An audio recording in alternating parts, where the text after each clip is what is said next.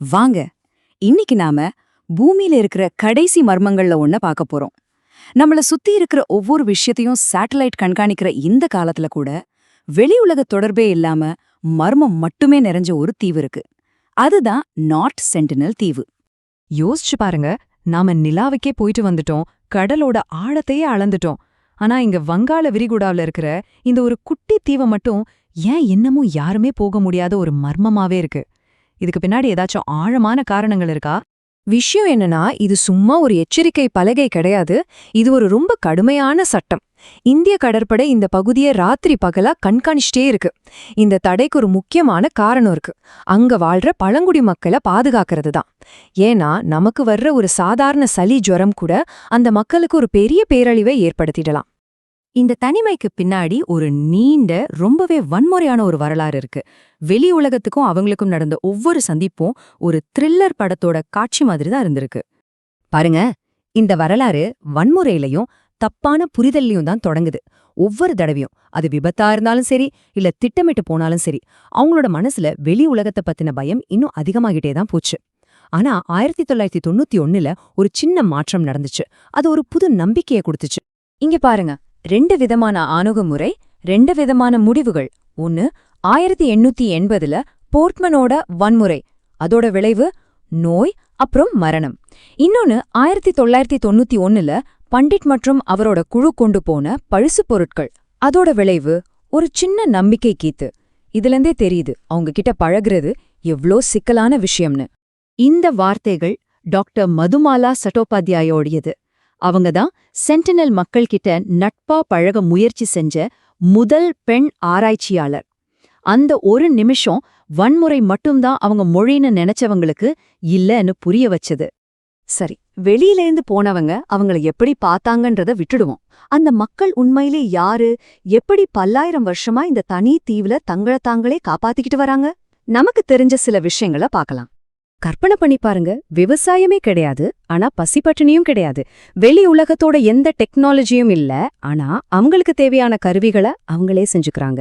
பல்லாயிரம் வருஷமா அந்த சூழலை முழுசா புரிஞ்சுக்கிட்டு தன்னிறைவோட வாழ்ந்துட்டு இருக்காங்க. குறிப்பா சொல்லணும்னா, உடைந்த கப்பல்கள்ல இருந்து கிடைக்கிற இரும்ப வச்சு அம்பு முனைகளை செய்றாங்க பாருங்க. அது அவங்களோட புத்திசாலித்தனத்துக்கு ஒரு பெரிய உதாரணம். இந்த வருஷம் இந்திய பெருங்கடல்ல ஒரு பெரிய பேரழிவு நடந்துச்சு. அது இந்த தீவோட தலையெழுத்தையே மாத்தி அமைச்சது. இது ஒன்னும் சாதாரண விஷயம் இல்ல. அந்த தீவே ஒரே ராத்திரியில கிட்டத்தட்ட 2 மீட்டர் உயரத்துக்கு எந்திரிச்சு நின்னுடுச்சு. அவங்களோட வாழ்வாதாரமா இருந்த பவழப்பாறைகள், மீன் பிடிக்கிற இடங்கள் எல்லாமே அழிஞ்சு போச்சு. ஒரு இனத்தையே மொத்தமா காலி பண்ணியிருக்க வேண்டிய ஒரு பெரிய பேரழிவு இது. இந்த ஒரு புகைப்படம் உலகத்துக்கே ஒரு செய்திய சொல்லுச்சு. இது வெறும் தாக்குதல் இல்ல, இது ஒரு மெசேஜ். நாங்க உயிரோட தான் இருக்கோம், எங்களுக்கு இன்னும் தனிமை தான் வேணும், எங்களை தனியா விட்டுருங்க. இதுதான் அந்த மெசேஜ். 21ஆம் நூற்றாண்டுலயும் இந்த தீவை நோக்கிய ஆபத்துக்கள் ஒன்னும் குறையல. வெளி உலக தொடர்புன்றது பழங்காலத்துல நடந்த ஒரு அபாயம் மட்டும் இல்ல, அது இன்னிக்கும் தொடர்ந்துட்டே தான் இருக்கு. இந்த சோகமான சம்பவம் ஒரு கசப்பான உண்மைய மறுபடியும் உறுதிப்படுத்துச்சு. அந்த விதிகளை மீறினா முடிவு மரணமா இருக்கலாம். இந்திய அரசாங்கத்தோட செய்தியும் ரொம்ப தெளிவா இருந்துச்சு. அந்த தீவு அவங்களுக்கு சொந்தமானது, அங்க நடக்கிறதுக்கு அவங்க தான் பொறுப்பு, வெளி உலகம் தலையிடாது. இதுதான் சமீபத்துல நடந்த உலக முழுக்க பேசப்பட்ட ஒரு துயரச் சம்பவம். ஜான் ஆலன் சாவோட கதை நம்பிக்கை, ஆர்வம், அப்புறம் தப்பான புரிதல்னு எல்லாத்தோட ஒரு சிக்கலான கலவை. இது ஜான் சாவோட சொந்த வார்த்தைகள், அவரோட டைரியிலிருந்து எடுத்தது. இதிலிருந்து என்ன தெரியுதுன்னா, அவர் செய்ய போற காரியத்துல இருக்கிற ஆபத்து அவருக்கு நல்லாவே தெரிஞ்சிருக்கு. ஆனாலும் அவரோட நம்பிக்கையினால அதை செய்ய துணிஞ்சிருக்காரு. தடவை போகும்போதே அவருக்கு ஒரு தெளிவான எச்சரிக்கை கிடைச்சது. அவங்களோட மொழி வன்முறையா இருந்துச்சு. திரும்பி போன்னு சொல்றதுக்கான அவங்களோட வழி அதுவா தான் இருந்துச்சு. தன்னோட கடைசி பயணத்துக்கு முன்னாடி அவர் எழுதின இந்த வரிகள் அவர் தன்னோட விதியை ஏத்துக்கிட்டத காட்டுது. இது அவரோட ஆழமான நம்பிக்கையோட ஒரு வெளிப்பாடா இருந்துச்சு. இப்போ நாம ரொம்ப முக்கியமான ஒரு கட்டத்துக்கு வந்திருக்கோம். இந்த சென்டினல் மக்களோட எதிர்காலத்தை சுத்தி நிறைய சிக்கலான கேள்விகள் எழும்புது. இந்தியாவோட கொள்கை ரொம்பவே தெளிவானது, தலையிடாமை. பல வருஷங்களா நடந்த சோகமான சம்பவங்களுக்கு பிறகு அரசாங்கம் ஒரு முடிவுக்கு வந்துச்சு.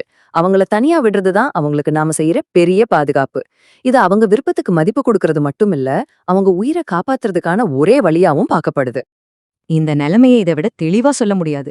ஒரு பக்கம் பார்த்தா 100% தன்னாட்சி, அவங்கள யாருமே கட்டுப்படுத்த முடியாது. இன்னொரு பக்கம் பார்த்தா 100% அச்சுறுத்தல், வெளியில இருந்து வர்ற நோய், ஆட்கள்னு எல்லாமே அவங்களுக்கு பெரிய ஆபத்து தான். இது ரொம்பவே ஒரு நாசுக்கான சமநிலை. அவங்கள பாதுகாக்கிறதா இல்ல அவங்கள நம்ம நவீன உலகத்தோட இணைக்க முயற்சி பண்றதா? ஒருவேளை உண்மையான பாதுகாப்புன்றது அவங்கள எந்த தொந்தரவும் பண்ணாம அவங்க முடிவுக்கு மதிப்பு கொடுத்து அந்த மர்மம் அப்படியே தொடர அனுமதிக்கிறது தானோ?